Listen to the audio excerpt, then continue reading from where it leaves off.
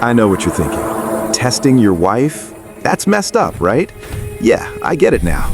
But 3 months ago, I was convinced I was being smart, being careful, protecting myself. My buddy Derek had just gone through this nasty divorce where his wife of 8 years basically cleaned him out the second his startup went under. She was gone before the ink dried on the bankruptcy papers. So when Derek looked at me over drinks one night, his eyes all hollow and dead inside, and said, "Test her, man. Test her before it's too late," something in me listened. Something I wish I could take back. My name's Jake Morrison. I'm 34 years old, and I thought I had it all figured out. I've been married to Sarah for 6 years. We met at a coffee shop in downtown Seattle. Total rom-com stuff. She spilled her latte on my laptop. I pretended to be mad for like 10 seconds, and then I saw those green eyes and that apologetic smile, and I was done for. We got married 2 years later in this beautiful ceremony on the San Juan Islands. Her brother Tom was my best man, which was weird at first because usually it's your own buddy, right? But Tom and I had become tight, real tight. He was the brother I never had, and he always said I was the brother he always wanted. Sarah used to joke that Tom loved me more than she did. Life was good. I mean, really good. I was pulling in about 200 grand a year as a senior software engineer at a tech company you've definitely heard of. Sarah worked as a pediatric nurse, made decent money, but nothing crazy.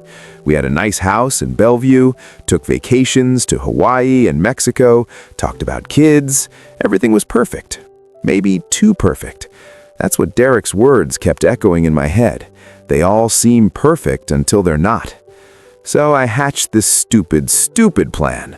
I was going to tell Sarah I got fired, see how she reacted. Would she stand by me? Would she freak out? Would she start looking at me differently? I told myself it was just a precaution, just being smart. But honestly, I was being an insecure idiot who'd let his friend's bitterness poison something beautiful. But I didn't know that yet. I thought I was being wise. It was a Tuesday. I remember because Sarah always worked the early shift on Tuesdays, got home around 4. I worked from home that day, which was normal. At around 3:30, I started setting the stage. I made myself look stressed, messed up my hair, loosened my tie, even splashed some water on my face to look like I'd been sweating. I pulled up a fake email I'd mocked up to make it look real if she asked to see proof. Yeah, I went that far. I know, I was an idiot. Sarah came through the door at 4:15, and I could hear her singing. She was always singing, always happy. She had this energy that just filled up a room. "Jake, babe, you home?" she called out. I was sitting at the kitchen table, head in my hands, really selling it. When she walked in and saw me, her face just dropped. "Oh my God, what's wrong? Jake, what happened?"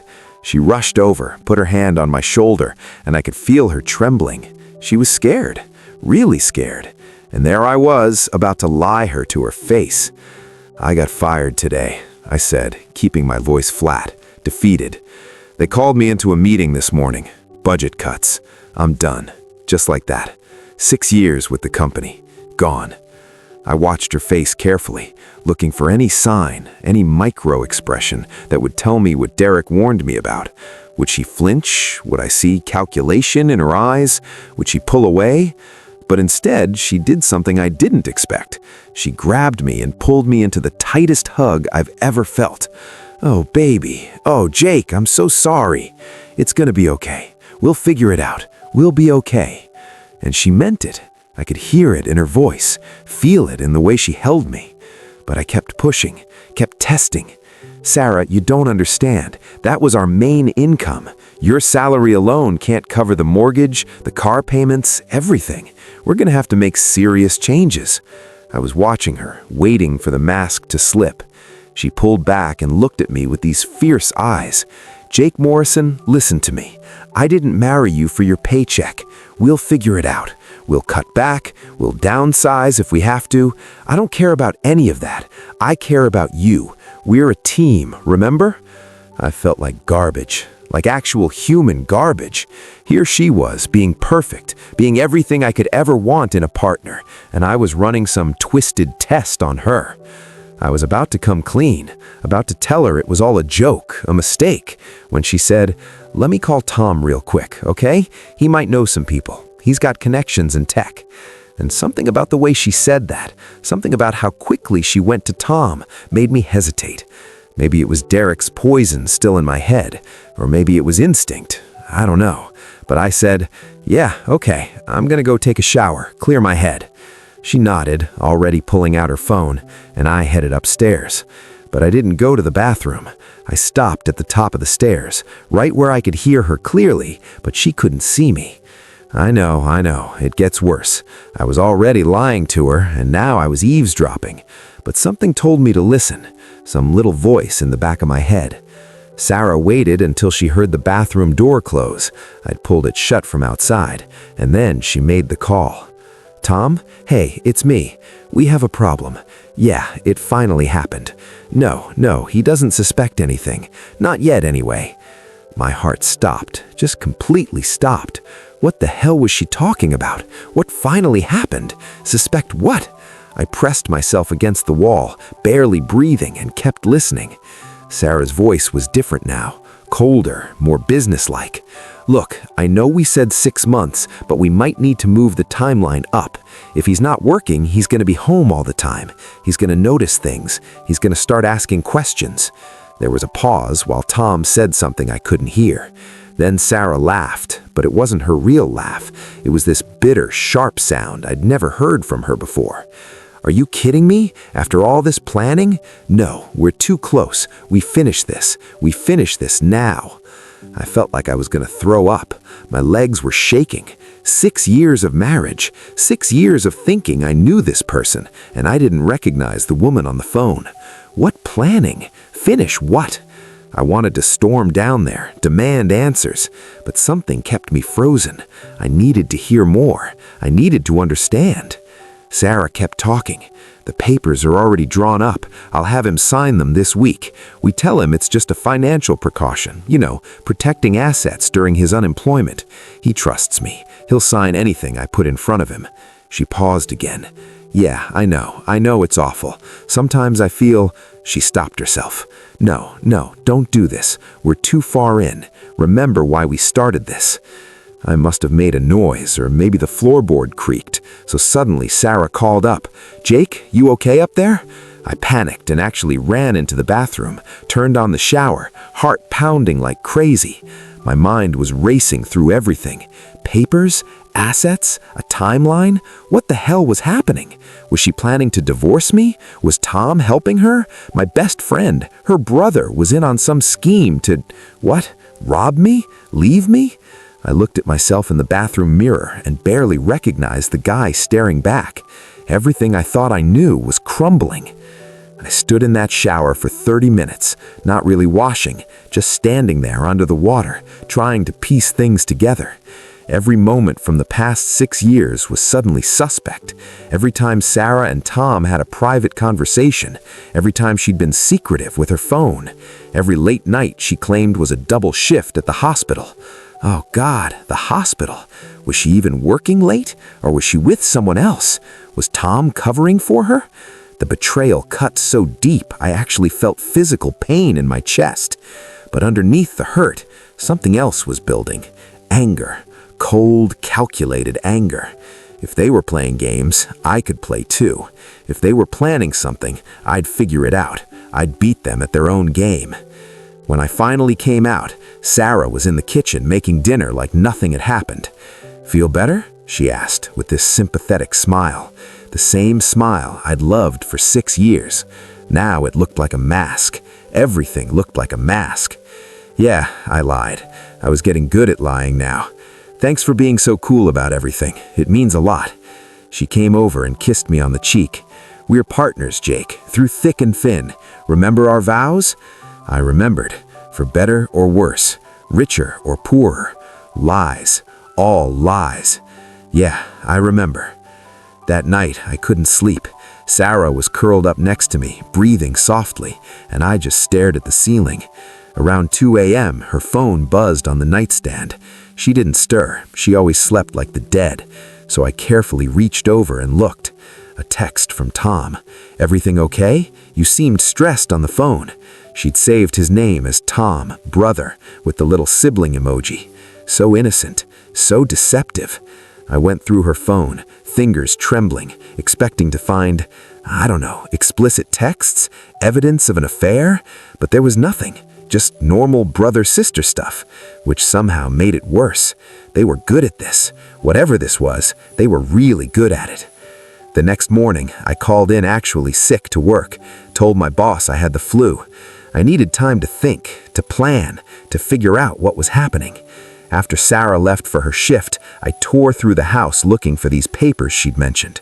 I checked her home office, rifled through filing cabinets, looked under the mattress like some paranoid detective. Nothing. But then I remembered Tom had a key to our house. He house sat for us sometimes when we traveled. What if the papers were at his place? What if they'd been smart enough to keep everything separate? I drove to Tom's apartment in Capitol Hill. I photographed everything with my phone. Every document, every page of the notebook, everything. Then I put it all back exactly as I'd found it and got the hell out of there. I spent the rest of the day driving around Seattle, just processing, planning. By the time I pulled into our driveway that evening, I'd made some decisions. First, I was going to continue pretending I got fired, keep them thinking their timeline was being moved up, make them sloppy, desperate. Desperate people make mistakes. Second, I was going to wear a wire. Every conversation from now on would be recorded. I ordered a tiny recording device on Amazon, paid for overnight shipping. Third, I was going to push them, give them opportunities, see what they do. But most importantly, I was going to find out why, because that's what was eating at me more than anything. The how I could almost understand. People kill for money all the time. But the why? Why had Sarah married me? Why had she spent 6 years with me? Was any of it real? Did she ever love me? Or was I just a mark from day one? I needed to know. Even if it destroyed me, I needed to know the truth.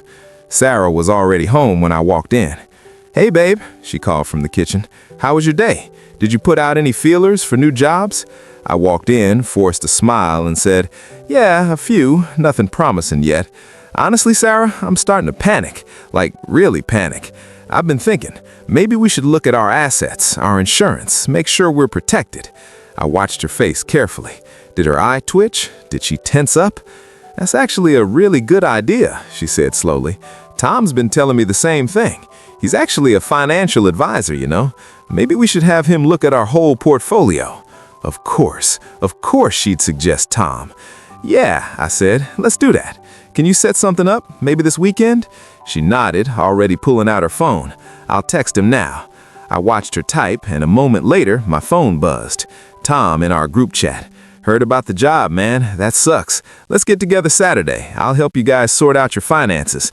Maybe a hike first? Clear your head?" A hike? Rattlesnake Ridge, I'd bet anything. I typed back, "Sounds good. I could use the fresh air." The rest of the week passed in this surreal nightmare. I went through the motions, playing the worrying unemployed husband while secretly documenting everything. The recording device arrived and I wore it constantly. But Sarah and Tom were careful. They never said anything incriminating when I was around. They were patient, professional even. I started to wonder if I'd imagined everything, if maybe I'd misunderstood. But then I'd remember those insurance policies, the notebook. Method needs to be clean. You don't misunderstand that. Friday night, Sarah suggested we have a nice dinner. Before all the stress of job hunting really kicks in, she said. She made my favorite, beef Wellington. This fancy thing she only made on special occasions. She poured wine, lit candles, and we sat across from each other in our dining room like we had 100 times before. "Jake," she said, reaching across to take my hand, "I want you to know, whatever happens, I love you. You know that, right?" The recording device was in my shirt pocket, catching every word. "Of course," I said, "I love you too." And the crazy thing, part of me still meant it. Part of me still loved the woman I thought she was, even knowing what I knew. "Tomorrow's gonna be good," she continued. "Tom's really excited to help. He's got some ideas about life insurance policies that might really help us." There it was. She was setting it up. I squeezed her hand and smiled. I trust him. He's been like a brother to me. Something flickered in her eyes. Guilt? Regret? It was gone too fast to tell. "He cares about you a lot," she said quietly. "We both do." The wine tasted like ash in my mouth, but I kept drinking, kept smiling, kept playing the fool. That night, I didn't sleep at all. I lay in bed next to a woman who was planning to murder me, and I ran through scenarios. What was going to happen tomorrow? Would they actually try something on the hike? Would Tom push me off a cliff while Sarah was waiting at the bottom, ready to call 911 with her rehearsed hysteria? Or maybe I was being paranoid. Maybe they'd just talk about insurance, lay more groundwork. Maybe the actual murder wasn't planned for tomorrow. Maybe I had more time, but I couldn't take that chance. I'd called my lawyer, a guy I knew from college, and told him to expect a package. I'd mailed him copies of all the evidence with instructions to open it if anything happened to me. It was thin protection, but it was something. Saturday morning came too fast. Sarah woke me at 6. I'd finally dozed off around 4, with a kiss on the forehead. "Come on, sleepyhead. Tom's meeting us at the trailhead at 7.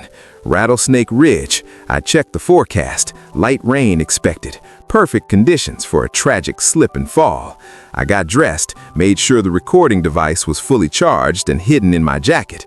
I also did something else. I told Derek everything. Sent him a long text with all the evidence, told him where I'd be, told him if he didn't hear from me by noon to call the cops. He thought I was crazy, told me I was paranoid, that I'd misunderstood something, but he also promised he'd call if he didn't hear from me. The drive to the trailhead was surreal. Sarah chatted about nothing. The weather, a patient she'd had that week, a funny video she'd seen online. Normal Sarah. Sweet Sarah. The Sarah I'd married. I kept wondering which one was real. Maybe they both were. Maybe people are just complicated, capable of love and murder at the same time. We met Tom in the parking lot. He gave me this big hug, this sympathetic clap on the back. "Hang in there, brother," he said. "We're gonna get through this together." Together. Right. We started hiking. It was early, and the trail was nearly empty, just like Tom's notebook had noted. The rain started about 20 minutes in, just a drizzle, but enough to make the rocks slick. We climbed higher, and my heart was pounding, but not from exertion, from fear, from anticipation. Every time Tom walked behind me, I tensed, waiting for hands on my back.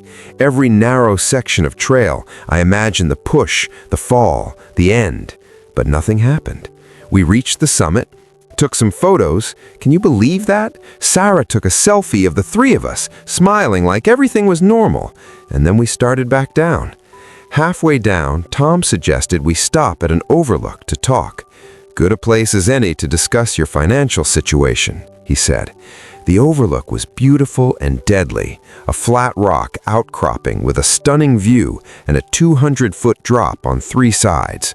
Sarah sat down on a rock, and Tom gestured for me to sit next to her. He remained standing. Here it comes, I thought. This is it. My hand moved to my phone in my pocket, ready to hit record on video if I needed visual evidence. Tom pulled out a folder from his backpack. "So I've been looking at your situation," he started. And then something weird happened. Tom's phone rang. He looked at it, frowned, and answered. "Hello? Yes, this is Tom Henderson." "What? When? Oh my God. Okay, I'm coming right now." He hung up, his face pale. "That was the hospital. Mom had a heart attack. They said I need to come immediately." Sarah jumped up. "Oh my God, is she okay?" Tom was already moving back toward the trail. "I don't know. They said it's serious. I have to go. Now." He looked at me. "Jake, I'm sorry. We'll have to do this another time. Can you make sure Sarah gets back safe?" And just like that, he was running down the trail, leaving me and Sarah alone on the overlook. Sarah was crying, panicking about her mom, and I was completely confused. Was this part of the plan? A setup? It seemed too convenient. But then Sarah got a call too, the hospital, confirming. Her mom really was sick. We hurried down the trail together, drove to the hospital in separate cars. And here's where everything I thought I knew shattered completely. Because at the hospital, while Sarah was with her mom, who had indeed had a heart attack, I ran into Tom in the hallway, and he grabbed me, pulled me into an empty waiting room, and said words I never expected. "Jake, thank God. Listen to me. We don't have much time. Sarah's trying to kill you." I just stared at him. What? He was breathing hard, talking fast. The insurance policies, the planning, all of it. It's Sarah. She's been planning this for months. I found out 2 weeks ago, and I've been trying to figure out how to tell you, how to stop her. That phone call, that was me. I had a friend fake it to get us away from that overlook, because I knew she was planning to push you today. My brain couldn't process what he was saying. "But I found your notebook, your handwriting, the plans." Tom looked confused. "What notebook? Jake, what are you talking about?" So I showed him, right there in the hospital waiting room. I pulled up the photos on my phone, the insurance documents, the notebook with his handwriting, and I watched Tom's face go from confused to horrified to absolutely pale. "That's not my handwriting," he said. "I mean, it looks like it, but look closer." He grabbed my phone, zoomed in on the photos. "See the E's? I always loop mine. These are straight. And the T's, I never cross them that low. Someone copied my handwriting, but they didn't get it perfect." He looked at me with dawning horror. "How long have you had access to my apartment?" "I have your spare key," I said slowly. "We traded, remember?" Tom shook his head. "Jake, I gave you that key, but did you ever use it before this week?" I thought back. "No, never." Tom pulled out his own keys, found his spare to our house. "Do you know how many times I've used this key in the past 6 months?" I shook my head. "0 times," he said, "because Sarah told me you guys changed the locks and forgot to give me the new key. She said she'd get me one, but never did." We stared at each other as the horrible truth clicked into place. "Someone else has had access to both our places," I whispered. "The insurance," Tom said urgently. "Show me the beneficiary names again." I swiped to those photos. There was Sarah's name, clear as day.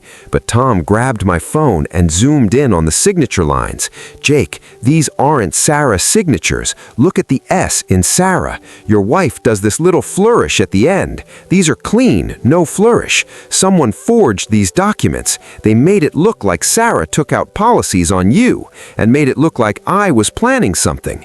The pieces were rearranging themselves in my mind, but they weren't forming a picture that made sense yet. If not you, if not Sarah, then who? That's when we heard the scream, Sarah's scream, from somewhere down the hall. We ran. Tom got there first, bursting into a patient room where Sarah was standing, phone in hand, face white as a ghost. "He's dead," she said in a broken voice. "Jake, he's dead." For a wild second, I thought she meant me, that I was the one who died, and this was some weird afterlife moment. But she was looking at her phone, at a news article. "Who's dead?" I asked. She turned the phone to show me, and there, in a Seattle Times breaking news alert, was a photo of a man I'd never seen before. The headline read, "Local businessman found dead in an apparent suicide." "Who's that?" I asked. Sarah was shaking. "That's Marcus Wheeler. He was..." She couldn't finish. Tom finished for her. He was Mom's boyfriend for the past year. I was so confused. "Okay, that's tragic, but I don't understand." Sarah cut me off, her voice gaining strength, anger. 6 months ago, Marcus came to me at the hospital. He told me he needed money, a lot of money. He said he'd made some bad investments and owed dangerous people, and if I didn't help him, he'd tell you something that would destroy our marriage. His eyes met mine, filled with tears and shame and fear. "Jake, before I met you, I was engaged to someone else. His name was David. We broke it off because I caught him cheating, and I moved to Seattle for a fresh start. But there's something you don't know, something I never told you." My heart was pounding again. "What?" Sarah took a shaky breath. "David died 6 months after we broke up. Car accident. And the accident investigation showed someone had tampered with his brakes. Marcus, who was a mechanic at the time before he started his business, Marcus was questioned because he'd done work on David's car. He was never charged, but the suspicion was there. And Marcus told me that he knew I'd done it, that I'd paid him to tamper with the brakes because I was so angry about the cheating. The room was spinning. "Did you?" I asked. Sarah shook her head violently. "No! God, no, I would never." But Marcus said he had evidence, fake evidence he'd manufactured, texts, payment records, all of it fabricated. And he said if I didn't give him money, he'd send it all to you and to the police. He'd destroy my life, our marriage, everything. Tom was standing there, mouth open, clearly hearing all this for the first time, too. "So you paid him," I said quietly. Sarah nodded, tears streaming. At first, small amounts, but he kept asking for more. And then he started talking about life insurance, about how if you were gone, there'd be all this money and I could pay him off completely and be free. "But you didn't take out life insurance on me," I said, understanding now. "I didn't," Sarah confirmed. "I refused. I told Marcus I'd never hurt you, that I'd rather confess everything to you than hurt you. But he said he'd do it himself. He'd frame me, make it look like I was planning to kill you, and then when you were dead, he'd claim he was just an accomplice and cut a deal. He showed me forged documents, told me he'd planted evidence in Tom's apartment, told me he had copies of my key and Tom's key. He said he'd been in our house, Jake. He knew our routines, our schedules, everything." "The conversation I overheard," I said, remembering. "When you called Tom?" Sarah nodded. "I called Tom because I didn't know what else to do. I told him someone was following you, watching us.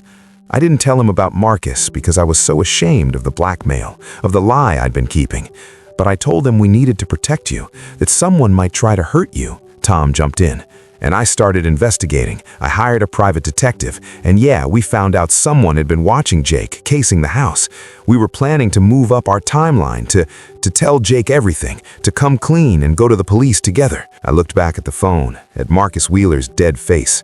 "And now he's dead," Sarah nodded. "Apparent suicide. The article says he left a note confessing to fraud, blackmail, and planning to commit murder for insurance money. It says he was being investigated and chose to end his life rather than face prosecution." The three of us stood there in that hospital room, the truth settling over us like fallout. Tom was the one who said what we were all thinking. That wasn't suicide. I shook my head. No way. Someone killed him. Sarah whispered, "The people he owed money to.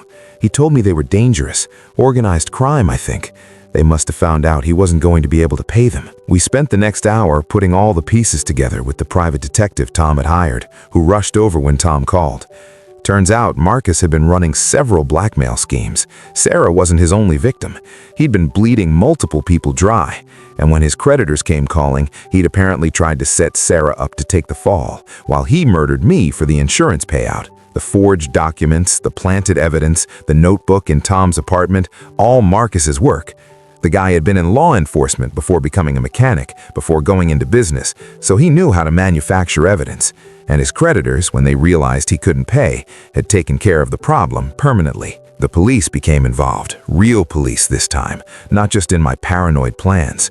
Sarah had to give statements about the blackmail. Tom had to explain the private detective. I had to hand over all my evidence, explain my stupid test, and how it led me to discover a murder plot that turned out to be something else entirely. The detective investigating Marcus's death, which they were now treating as a homicide, told us we were lucky. Lucky? Can you believe that? Lucky that the bad guy got killed before he could kill me. Lucky that I tested my wife and overheard something that, while misunderstood, put me on alert and probably saved my life. Lucky. But here's the thing about luck. It's never clean. Sarah's mom recovered from her heart attack, which was good, but Sarah and we weren't okay. Even though I understood now that she hadn't been planning to kill me, hadn't taken out those insurance policies, hadn't been conspiring with her brother, I couldn't forget that she'd lied to me for months about something huge. She'd kept the blackmail secret, had been sneaking around, making secret calls, all because she was ashamed of something she didn't even do. And I'd tested her. I'd deliberately lied to her, spied on her, broken into her brother's apartment, suspected her of plotting to murder me. We went to couples therapy, a lot of couples therapy. Dr. Chen, our therapist, said we both had trust issues we needed to work through. Sarah had trust issues from being cheated on by David and then framed by Marcus. She'd learned to keep secrets, to protect herself by staying quiet. And me? I had trust issues from letting Derek's paranoia poison my thinking, from choosing to test my wife instead of just trusting her. We'd both hurt each other. We'd both broken the most important thing a marriage has, trust. 3 months later, which is now, we're still together, still in therapy, still working through it. Tom comes over for dinner once a week, and it's not as awkward anymore. He apologized for keeping secrets too, for investigating without telling me. I apologized for suspecting him of wanting to murder me. We laughed about it, which felt wrong, but also necessary. You gotta laugh sometimes, so you'll just cry forever. Sarah and I have good days and bad days. Some mornings I wake up and look at her and feel that old love, that certainty that she's my person. Other mornings I wake up and remember she kept a blackmailer's secret for months, and I wonder if I really know her at all. But here's what I learned, and here's why I'm telling you this story. Testing people, whether it's your spouse, your best friend, your family, it's a poison. It's a poison that seeps into everything and corrupts it. When you start from a place of suspicion instead of trust, you twist everything you see. I heard Sarah say we're too close and finish this now, and I heard murder plot.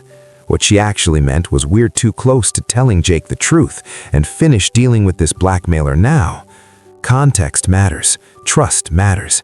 If I just talked to her that first day, told her I was feeling insecure, asked her about the call instead of running with my worst assumptions, none of this would have happened. Well, except for the Marcus part. That probably still would have happened, but we'd have faced it together as enemies. And you know what the wildest part is? The thing that keeps me up at night? My stupid test might have actually saved my life, because Marcus had been planning to stage my accident that Saturday on the hike. But because I told Sarah I got fired, she called Tom in a panic, and Tom, who just found out about the threats against me from the private detective, took that as confirmation that Marcus was accelerating his plan. So Tom manufactured that fake emergency call about their mom's heart attack to get us off that trail. Except, and this is the part that's really wild, their mom really did have a heart attack at almost the same moment. Total coincidence. The hospital called right after Tom's friend called, pretending to be the hospital. We found out later that if we'd stayed on that trail another 20 minutes, we would have run into Marcus himself, who'd been waiting on that overlook. He had a plan to make it look like Tom had attacked me and we'd both fallen in a struggle. Tom's body was supposed to go over the edge too. Marcus was going to kill both of us and frame it as a murder-suicide, then comfort the widow and slowly work his way into her life to get the insurance money. The police found his planning documents after he died. Detailed stuff, timelines, backup plans. The guy was thorough, I'll give him that. And you know what else they found? Evidence that he'd actually killed David, Sarah's ex-fiancé, 10 years ago. Not because Sarah paid him, but because David had been having an affair with Marcus's wife at the time. Marcus had killed David in rage and then saw an opportunity to frame Sarah for it years later and extort her. So Sarah had been carrying guilt and shame for a decade over a murder she didn't commit, paying blackmail for a crime someone else did out of jealousy and revenge. The whole thing was so twisted and interconnected that even the police said they'd never seen anything like it. The detective who investigated Marcus's murder, yeah, they confirmed it was his creditors and 3 people are in prison now for it, told me something I think about a lot. He said, "Morrison, you got lucky because you got paranoid at the exact right time. 1 week earlier or later and you'd probably be dead. Your test was stupid and nearly destroyed your marriage, but it also created chaos in Marcus's timeline. He thrived on routine, on predictability. When you suddenly lost your job and started acting unpredictable, it threw him off. He made mistakes, he rushed, and that rushing made him sloppy with his creditors, which is what got him killed. So basically, my marriage-destroying test created a butterfly effect that accidentally saved my life while also nearly destroying my marriage. You can't make this stuff up." Sarah and I are trying to move forward. We've talked about moving out of Seattle, starting fresh somewhere else. Portland maybe, or back east, somewhere without ghosts of dead blackmailers and fake murder plots. But we also talk about staying. about not letting Marcus win by chasing us out of the home we built together. We don't have the answer yet. What we do have is honesty now. Brutal, painful, uncomfortable honesty. Sarah told me everything about her past with David, about the guilt she carried, about every moment of the blackmail. I told her about my insecurities, about Derek's influence, about every ugly thought I had while I suspected her of plotting my murder. We laid it all out, every terrible thing, and we're building something new on top of the wreckage. I don't know if it'll work. Dr. Chen gives us 60-40 odds, which isn't great, but isn't terrible either. Derek, by the way, apologized, said he'd projected his own failed marriage onto mine and poisoned my thinking. He's in therapy too now. We still get beers sometimes, but I don't take his relationship advice anymore. Nobody should take relationship advice from someone who tells you to test your spouse. That's the kind of advice that comes from hurt and bitterness, not wisdom. Tom's been great through all this. He jokes that he's got the craziest story for any future dinner parties. That time I accidentally saved my best friend's life by faking a phone call while my mom actually had a real heart attack. His mom, by the way, made a full recovery and has no idea how close Tom and I came to dying that day. We've agreed to keep it that way. She's been through enough. As for me, I got a new job, better pay, better company, and I'm actually not working from home anymore because being in that house all day was driving me crazy. Some days I walk through the door and I hear Sarah singing while making dinner and everything feels normal. Other days I walk through that door and remember standing at the top of the stairs, hearing her on the phone, thinking my whole world was ending. Both realities exist at the same time, the Sarah who loves me and the Sarah who kept devastating secrets, the Jake who trusted his wife and the Jake who tested her with cruel lies. We're both trying to be better versions of ourselves while accepting the worst versions that we've already been. It's messy, it's complicated, it's real. And I guess that's the point of telling you all this. Life isn't neat. People aren't simple. That story Derek told me about his wife leaving him the second he went bankrupt, I actually reached out to his ex-wife recently, wanted to hear her side. Turns out Derek had been hiding a gambling addiction for years and had blown through their savings and retirement. She left because he'd lied to her repeatedly, not because he lost his money. But Derek told it as a story about gold diggers and fair-weather spouses because that narrative was easier than accepting his own responsibility. And I almost blew up my own marriage because I believed his bitter, skewed version of reality instead of trusting the woman who'd shown me nothing but love for 6 years. The truth is complicated. The truth is that Sarah kept a terrible secret because she was ashamed and scared, and that was wrong. The truth is that I tested my wife because I was insecure and paranoid, and that was wrong. The truth is that a man who'd killed before tried to kill again and use us all as pawns in his desperate scheme, and that was evil. The truth is that sometimes coincidence and chaos and stupidity all collide, and people survive or don't based on nothing but dumb luck and timing. The truth is that I still love Sarah, and I'm still angry at her, and both those things are real. The truth is that she still loves me and is still hurt by my lack of trust, and both those things are real too. We're working through it. Some days I think we'll make it. Other days I'm not sure. But I'll tell you what I am sure of. I'll never test someone I love again. I'll never let fear and suspicion drive me to hurt the people who matter most. If I have doubts, I'll speak them out loud. If I'm insecure, I'll say so. If I'm scared, I'll admit it. Because the alternative, the spying, the lying, the secret investigations, that path leads nowhere good. Even when it accidentally saves your life, it nearly destroys your soul in the process. Marcus Wheeler is dead. His creditors are in prison. The case is closed. But Sarah and I are still here, still fighting, still trying to find our way back to what we had, or maybe forward to something new. I don't know which yet. Maybe both, maybe neither.